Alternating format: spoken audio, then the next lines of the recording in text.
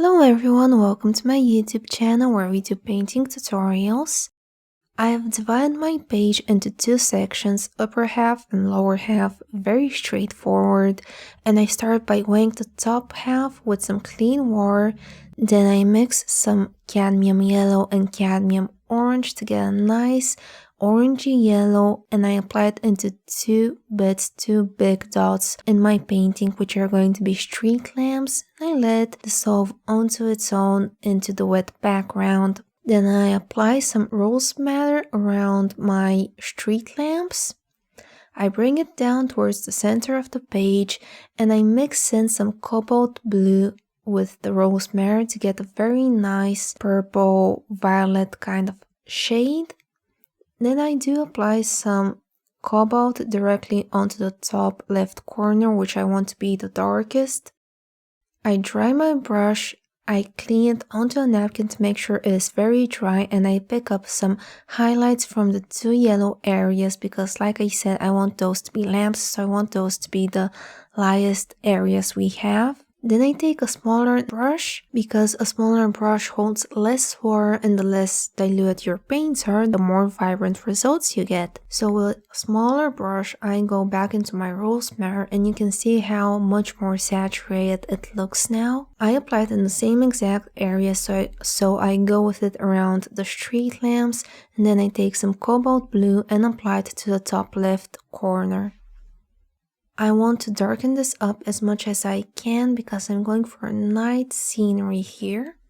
So I will be building my colors a lot as I go to get that nice dark result because I'm also working on 100% cotton paper, and I generally don't like working on cotton. I know it's a very controversial thing, but watercolors dry much more light on cotton than they do on cellulose. They sink in more and you get much duller results once it dries, so you really need to layer in your paints if you're using cotton paper. While I give the sky a moment to dry, I go back to my big fluffy brush and I wet the lower portion of my painting, just get some water on it, and I'm going to do a mirror image. I start with a smidge of yellow beneath my lamps and I'm going to color the rest with cobalt blue and rose madder just like I did for the sky. I go first with my big brush, that way I get some base colors down, and I'm going to add more saturation with my smaller brush. I want the bomb to be like a road or a lane or street. I want to have a little triangle of just some, I don't know, some park area, some sidewalk going on. So I do a very small triangle on top of the yellow reflection there with some of my violet mix. And I just keep on building more of this violet because, like I said, I want it to be dark. I cover up any specks of white I have there showing between the sky and the ground. Any places that I may have missed. And once the sky is about 60% dry, I mix all of the colors I have used so far, so the yellow, the rose, and the blue, to get a nice brownish black color, and I use it to paint a street lamp that is slightly off center from our painting. Now, since the sky is still barely damp, it is slightly going to diffuse and give that look like it's fur up in the distance and you can't see much details from it. Then I do some random lines over this street I want to have. So I sort of outline the pavement.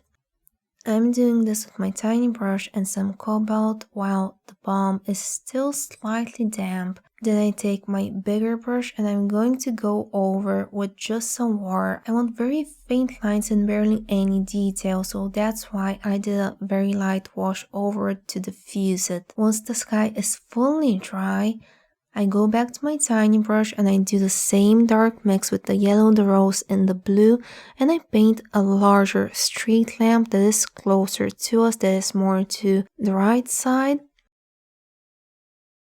And for the parts that are closest to the lamps themselves, I'm going to mix an orangey color by mixing my cadmium yellow and my rose madder, and I'm going to use that to paint the lamp.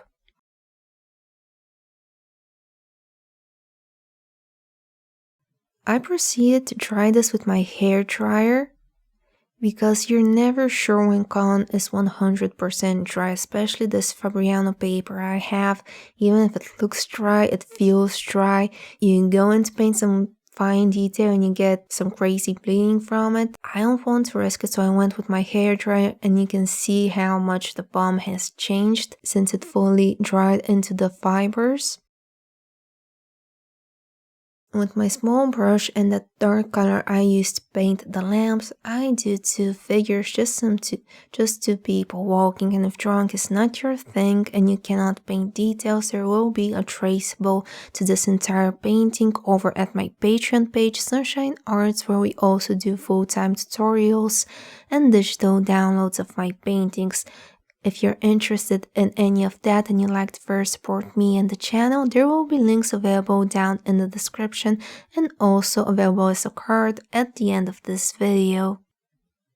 Now back to us. I also paint a shadow beneath the people that are walking. I do a shadow a bit larger because they have one lamp that is on their side and one lamp that is in front of them, so that's why I made the shadow quite larger, and I want a tree on the right side, so I paint the bottom dark, and for the part of it that is facing the lamp, again I use that orangey mix. Then I do some tiny trees there further up in the distance because why not? And I slowly peel off the tape in the opposite direction. To avoid any tearing, I like to give a very special thank you to my Patreon supporters for the month of July, and thank you all for watching. I hope you found this video useful. Please let me know down in the comments below, and we'll see each other in the next one. Bye bye!